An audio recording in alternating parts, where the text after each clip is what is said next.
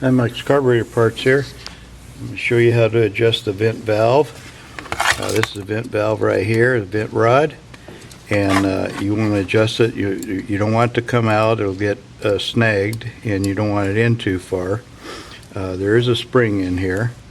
So what you want to do is, it's pretty simple, get the choke open and put it at idle position, and you want this adjusted so that the rod is just barely inside the hole, about like that,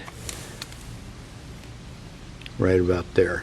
Okay, and how you adjust that is you bend this little arm right here out or in. See how it touches, and that's all there is to it. So you just get her pretty close to the opening like that, and you're off and running. Okay, and that's how you adjust the vent rod. Thank you for watching.